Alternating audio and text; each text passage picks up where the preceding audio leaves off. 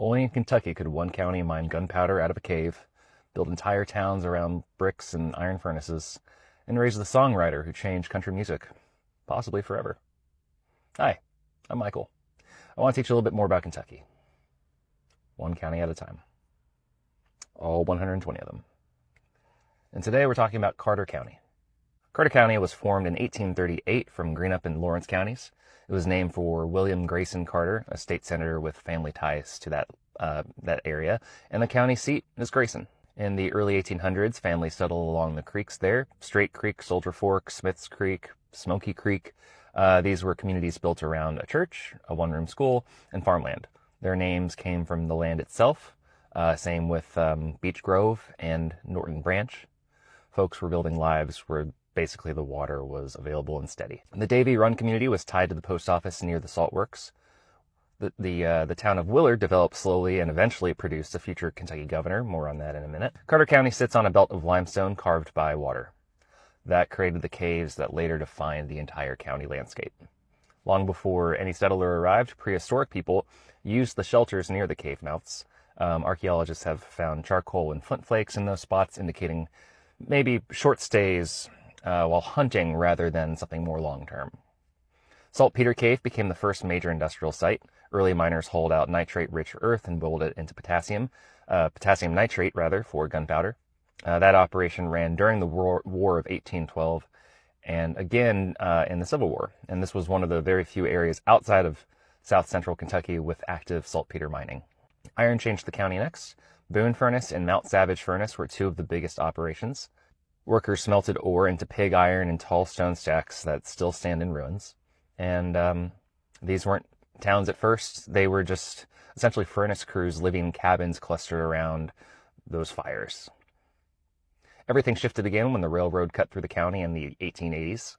The E-Town, Lexington, and Big Sandy line, later part of the C&O system, rewired Carter County. Suddenly the towns that mattered were the ones along the train tracks. Denton grew around a station named for the Denton family. Hitchens became a rail point. Access appeared where a spur line met the county road. Rooney showed up on timetables even though it barely had more than a store. The biggest change happened in Olive Hill. The clay around the area turned out to be perfect for fire brick. The Olive Hill Fire Brick Company grew fast as a result. By the early 1900s, boxcars rolled out carrying millions of bricks each year, and the 1910 C&O Depot, which still stands today, anchored the town's busiest era. Gran rose on the same industry. Named for William Gran, manager of the local plant, it became a full company town. There was a school, housing, stores, brick kilns. Hitchens followed a similar path, and for decades, Olive Hill, Gran, and Hitchens formed a triangle of clay, heat, and rail transport. Grayson held its role as the county's center. The courthouse, built in 1907, gave it a permanent look. US 60 carried traffic straight through town, and when Interstate 64 arrived much later, Grayson's position only strengthened. And the Great Depression rattled everything. Of course, the Eastern Kentucky Railway, which once connected the interior communities, shut down. So brick companies consolidated. Some places quieted down overnight. Others survived through, grit and proximity to the main roads. Right after the war, Carter County redefined itself again. In 1946, the state established Carter Caves State Park. Local residents had spent years pushing for it, buying up land and persuading the state to take over. The caves finally became a formal attraction. Wooden steps were added, lights were installed. Cascade Cave tours started regularly. X Cave was opened to the public. Carter Caves has history and geology layered together. Cascade Cave once had a permanent underground lake that later drained as water table shifted. X Cave is named because two long passages cross in the shape of an X. Natural bridges above ground formed where cave ceilings collapsed. And deep inside, biologists have documented Indiana bats, cave salamanders, and small populations of blind crayfish. Bat Cave is so fragile that it remains closed except for research. Smoky Valley Lake came next in the 1950s. The park dammed Smoky Creek and created a 46-acre lake. Old homesteads at the bottom of the valley disappeared. People fish and paddle there now with little hint of what existed before.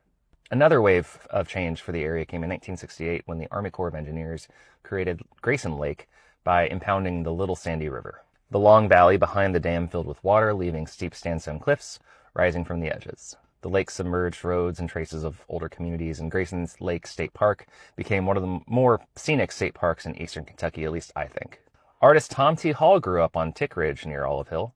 He carried those stories into songs that became essentially country standards. He earned a place in the Country Music Hall of Fame and became known as the Storyteller for a reason. Governor William J. Fields came from Woolard. He served Kentucky during the 1920s and fought for road building and financial reform. Dan Jesse from Olive Hill coached at Trinity College for more than 30 years and earned national awards. Virgil Sturgill from Sutton's Branch became a respected dulcimer player whose songs ended up in folk music archives. The Callahan poltergeist came from the late 1960s in Olive Hill, and it remains one of Eastern Kentucky's most discussed hauntings. Multiple witnesses claim to see objects fly across rooms, glass shatter, furniture moving, and the event ended up documented in regional ghost storybooks and obviously stuck around in local memory. Carter Caves has its own collection. Visitors talk about a faint humming in one of the chambers of Cascade Cave. Some claim to see lantern-like lights deeper in the woods. X Cave carries a legend about two Cherokee lovers. Saltpeter Cave has stories about an old miner who never left. Modern Carter County blends all these layers together. Grayson anchors the county with schools, healthcare, and Kentucky Christian University. Olive Hill leans into its art scene and Restore Depot. Grand and Hitchens sit quieter, but their role in the brick era is still part of their identity. Soldier, Smiths Creek, Straight Creek, and Beech Grove remain rural communities shaped by the land. So I really think about it in terms of, first came the creek settlements, then the furnaces came, then the railroad towns came, and then the brick era, then the parks and lakes. So, that's Carter County. What'd I get wrong this time?